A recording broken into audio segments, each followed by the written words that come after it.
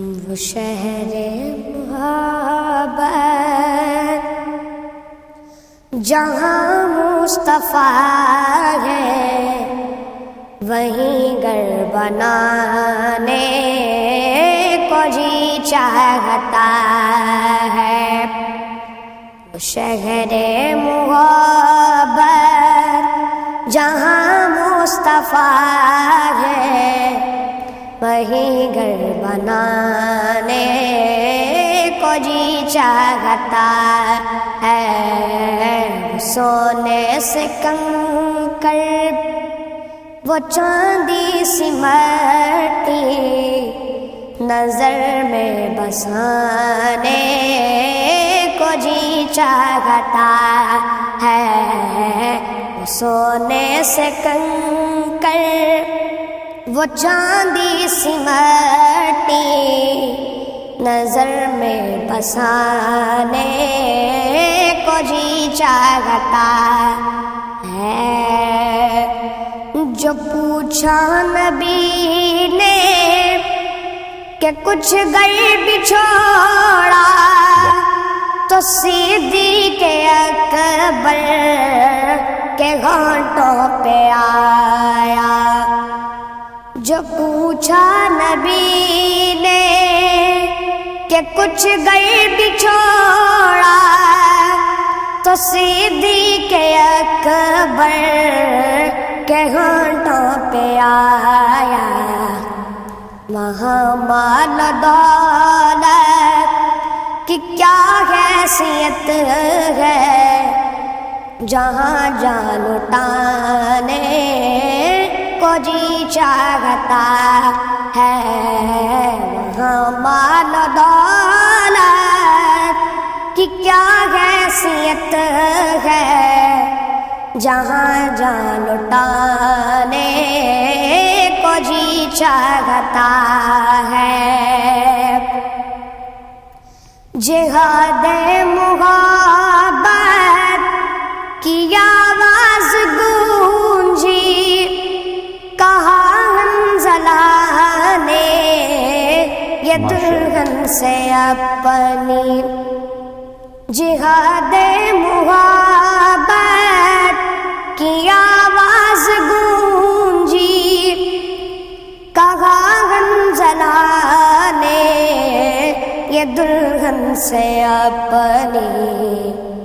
اجازت اگر دو تو جام شہادت لبوں سے لگانے کو جی چاہتا۔ خواتین حضرات، یہ تھے ننھے منع طلحہ جو کہ آپ علیہ السلام کی بارگاہ اقدس میں ہدیہ نعت پیش کر رہے تھے۔ ماشاءاللہ۔ وہ نبیوں میں رحمت لقب پانے والا، وہ نبیوں میں رحمت لقب پانے والا، مراد غریبوں کی بر لانے والا، اتر کر ہرا سے سوئے قوم آیا، وہ ایک نسخہ کیمیا ساتھ لایا۔ خواتین حضرات، آج کی صبح کی سوچ میں ہم اب بات کریں گے 12 ربیع الاول کی۔ امام الانبیاء سید المرسلین حضرت محمد صلی اللہ علیہ وسلم کی ولادت باسعادت، آپ علیہ السلام کی تشریف آوری اور آپ علیہ السلام کی بعثت تاریخ عالم کا عظیم ترین واقعہ ہے، ایک بے مثال انقلاب کا پیش خیمہ ہے۔ بلا شبہ آپ علیہ السلام کی بعثت اور نبوت اور رسالت امت پر اللہ تعالیٰ کا سب سے بڑا اور عظیم احسان ہے۔ بے شک ارشاد ربانی ہے کہ اور ہم نے آپ صلی اللہ علیہ وسلم کو تمام جہانوں کے لیے رحمت بنا کر بھیجا ہے۔ رسول اللہ صلی اللہ علیہ وسلم نے فرمایا، میں نبی تھا اور آدم علیہ السلام ابھی جسد اور روح میں تھے، یعنی ان کی روح ان کے جسم میں داخل نہیں ہوئی تھی، میں اس وقت بھی نبی تھا۔ بالکل ایسا ہی ہے، اور حضور صلی اللہ علیہ وآلہ وسلم مبدأ کائنات ہیں۔ آپ صلی اللہ علیہ وآلہ وسلم مخزن کائنات ہیں، منشاء کائنات اور مقصود کائنات ہیں۔ ایک حدیث مبارک میں آیا کہ اے پیارے حبیب صلی اللہ علیہ وآلہ وسلم، تو نہ ہوتا تو میں دنیا کو نہ بناتا۔ ایک حدیث قدسی میں بیان فرمایا گیا کہ اے میرے نبی، اگر آپ صلی اللہ علیہ وآلہ وسلم کو پیدا کرنا مقصود نہ ہوتا، میں آسمانوں کو بھی پیدا نہ کرتا۔ نبی کریم صلی اللہ علیہ وآلہ وسلم کے اول ہونے کا مضمون قرآن پاک اس طرح بیان کرتا ہے کہ اے حبیب صلی اللہ علیہ وآلہ وسلم، ہم نے آپ صلی اللہ علیہ وآلہ وسلم کو نہیں بھیجا مگر سارے عالمین کے لیے رحمت بنا کر۔ پھر آپ صلی اللہ علیہ وآلہ وسلم سے ہی کہلوایا گیا کہ تم فرماؤ اللہ ہی کے فضل اور اسی کی رحمت پر چاہیے کہ خوشی کریں، وہ ان کے سب دھن دولت سے بہتر ہے۔ ناظرین، آج کے پروگرام میں ہم آپ صلی اللہ علیہ وآلہ وسلم کی زندگی پر بات کریں گے اور اپنی زندگی کو آپ صلی اللہ علیہ وآلہ وسلم کے اوصاف کے مطابق گزارنے کی کوشش کریں گے، اور میرے خیال میں اپنی آج کی جو ہماری اسپیشل ٹرانسمیشن ہے 12 ربیع الاول سے متعلق، اس کا باقاعدہ طور پر آغاز کرتے ہیں۔ جی ہاں خواتین و حضرات، ہمارے ساتھ اس وقت موجود ہیں علامہ عارف وحیدی صاحب۔ علامہ صاحب آپ کو خوش آمدید کہتے ہیں، بہت بہت شکریہ۔ آج ایک بہت بڑا دن ہے، 12 ربیع الاول کا دن ہے جب نبی علیہ الصلوۃ والسلام اس دنیا میں آئے، اور وہ وجہ وجود کائنات بھی ہیں۔ اس وقت کے مناظر کے حوالے سے میں آپ کو پوچھنا چاہوں گا کہ کیا اس وقت کی آپ عکس بندی کریں گے جو مکہ کا ماحول تھا اس کی؟ بسم اللہ الرحمن الرحیم۔ بہت شکریہ جناب۔ میں سب سے پہلے آپ کو، سب امت مسلمہ کو، تمام بشریت کو مبارکباد پیش کروں گا۔ وہ جس نے بشریت کو، انسانیت کو ان ناانصافیوں سے، بے عدالتیوں سے، اور وہ جو خونریزیاں تھیں، اور وہ جو ظلم و ستم کا بازار گرم تھا، اور جو خواتین کے ساتھ سلوک کیا جاتا تھا، میں سمجھتا ہوں انسانیت سسک رہی تھی اس وقت کے ظالم و جابر لوگوں کے، اور وہ لوگ جو دندناتے پھر رہے تھے، سرداری نظام تھا، اور وہ انسانیت کی کوئی قدر ہی نہیں تھی، غلامی کی زندگی تھی انسانوں کی۔ اس وقت اللہ تعالیٰ نے حضور اکرم صلی اللہ علیہ وآلہ وسلم کو بھیجا، وہ ذات اقدس جس کی خاطر یہ کائنات خلق ہوئی ہے۔ غرض خلقت کائنات حضور اکرم صلی اللہ علیہ وآلہ وسلم، سردار انبیاء، سردار انسانیت، سردار بشریت اور محسن انسانیت حضور اکرم صلی اللہ علیہ وآلہ وسلم۔ اللہ تعالیٰ بھی قرآن میں کیا خوبصورت ارشاد فرماتا ہے حضور کو بھیج کر، لقد من اللہ علی المؤمنین اذ بعث فیہم رسولا منہم یتلو علیہم آیاتہ ویزکیہم ویعلمہم الکتاب والحکمہ۔ یہ کسی نبی کے بارے میں یہ لفظ استعمال نہیں ہوا، لقد من اللہ علی المؤمنین، اللہ نے احسان کیا مسلمانوں پہ کہ ایسا نبی ارسال فرمایا، بھیجا جو دنیا کو حق و حقانیت، اور دنیا کو انسانیت اور انسانی اقدار سکھائے، دنیا میں کس طرح زندگی میں رہنا ہے اس طرح۔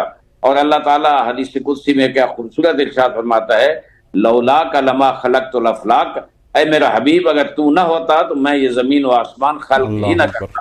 اور اللہ تعالیٰ فرماتا ہے وما ارسلناک الا رحمت للعالمین، میں نے دو جہانوں کے لیے رحمت بنا کر بھیجا ہے۔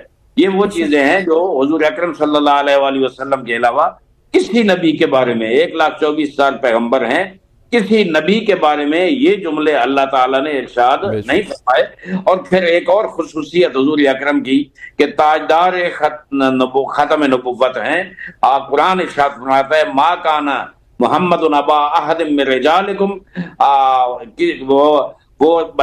ولکن رسول اللہ و خاتم النبیین، وہ رسول ہیں اللہ کے اور خاتم النبیین ہیں، ان کے بعد کوئی نبوت قیامت تک نہیں آنی۔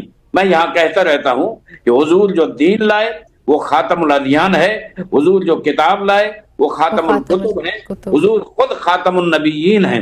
اور ہم سب مسلمانوں کا یہ عقیدہ ہے کہ جو بھی ان تین چیزوں کا منکر ہوگا، اسلام کو خاتم الادیان نہیں سمجھے گا، قرآن کو خاتم الکتب نہیں سمجھے گا، حضور کو خاتم النبیین نہیں مانے گا، وہ دائرہ اسلام سے خارج ہے۔ یہ تمام مسلمانوں کا یہ عقیدہ ہے۔ لیکن میں یہ کہوں گا کہ حضور اکرم صلی اللہ علیہ وآلہ وسلم آج صرف مسلمانوں کے محسن نہیں ہیں، وہ جو انسانیت تڑپ رہی تھی، وہ جو اس وقت کا جاہلانہ معاشرہ تھا، جو اندھیرے تھے، گھٹا ٹوپ اور ظلمتیں تھیں اور تاریکیاں تھیں، وہ حضور کے آنے سے وہ چھٹ گئیں۔ آپ دیکھیں جس وقت حضور تشریف لائے، تمام تواریخ میں ملتا ہے، ٹائم میں مختصر لوں گا، کہ اس وقت تشریف لائے اس رات اچانک جو ہی حضور اکرم صلی اللہ علیہ وآلہ وسلم کا وجود مبارک اس دنیا پہ تشریف لایا، اچانک مکہ کی جو رات کے اندھیرے تھے ان میں اچانک ایک روشنی اللہ آپ پیدا ہوئی اور دوست اور دشمن نے دیکھی. اب وہ روشنی کی روشنی کیا ہے؟ اور کہتے ہیں علامہ صاحب وہ جو جہالت کے اندھیرے تھے وہ چھٹ گئے، وہ ختم ہو گئے ہمارے نبی کے آنے کے بعد. اور اس بات میں کوئی شک نہیں کہ ہمارے نبی کو دونوں جہان کے لیے زمین میں آنے والے ہر ایک شخص، بلکہ ہر ایک خدا کی پیدا کرتی ہوئی کوئی بھی اسپیشی جو ہے اس سب کے لیے ہمارے نبی رحمت بن کر آئے. بہت سارے واقعات ہیں جو اس بات کو ثابت کرتے ہیں، لیکن اگر آپ ہمارے ناظرین کے لیے کچھ ایسے واقعات شیئر کرنا چاہیں جس سے ہم یہ بہتر انڈرسٹینڈ کر سکیں کہ کس طرح ہمارے نبی تمام عالمین کے لیے رحمت ہے. یہ میں عرض کروں کہ حضور اکرم صلی اللہ علیہ وآلہ وسلم جہاں ان کی اپنی شخصیت، جہاں ان کی اپنی ایک مقام اور عزت و عظمت، اور خصوصاً جو 23 سال انہوں نے محنت کی کار رسالت پہ، اس سے پہلے جو انہوں نے 40 سال زندگی گزاری مکہ میں، انہوں نے اپنے کردار سے، اپنی سیرت طیبہ سے، اپنی عمل سے معاشرے میں رہ کر انہوں نے اپنے آپ کو صادق و امین منوایا. دوست بھی مان گئے، دشمن بھی مان گئے. اور آج کی دنیا میں بھی مسلمان بھی یہ مانتے ہیں، اور غیر مسلم بھی اس وقت جو انصاف پسند ہیں، مستشرقین ہوں یا مغرب کے فلاسفر ہوں، وہ سب حضور کو رول ماڈل کے طور پر دیکھتے ہیں اور مانتے ہیں. اسی لیے آج دنیا میں حضور اکرم صلی اللہ علیہ وآلہ وسلم کی تعلیمات کو ہر کوئی فالو کرنے کی کوشش کرتا ہے. اور حضور اکرم صلی اللہ علیہ وسلم جو عدل و انصاف کا نظام لائے، آپ دیکھیں جس وقت حضور تشریف لائے، بڑے بڑے سردار اور بڑے بڑے وہ لوگ جو انسانیت پہ ظلم کر رہے تھے، یتیم محفوظ نہیں تھے، خواتین محفوظ نہیں تھی، لیکن حضور اکرم کے آنے کے بعد اللہ کا شکر ہے وہ جو غلامی کی زندگی گزار رہے تھے وہ حضور کی طرف آ گئے. اور کتنا مضبوط ایمان اور کتنا مضبوط سسٹم حضور لے کے آئے کہ جتنا ان پہ تشدد ہوا، جتنا ظلم ہوا، وہ جھکے نہیں، بلکہ لا الہ الا اللہ محمد رسول اللہ کہتے رہے، لگاتار پکارتے رہے، ظلم سہتے رہے لیکن پکارتے رہے. حضور اکرم نے ایک کتاب لائی جس کو ہم قرآن کریم کہتے ہیں. قرآن کہتا ہے ذالک الکتاب لا ریب فیہ. میں یہ سمجھتا ہوں آئین زندگی بشر ہے، منشور حیات انسانی ہے یہ قرآن کریم. اس قرآن سے بالاتر انسانی زندگی کا کوئی منشور نہیں ہے، کوئی آئین نہیں ہے. یہاں پر وقت ہوا چاہتا ہے ایک شارٹ سی کمرشل بریک کا. بریک لیں گے، واپس آئیں گے. Stay with us.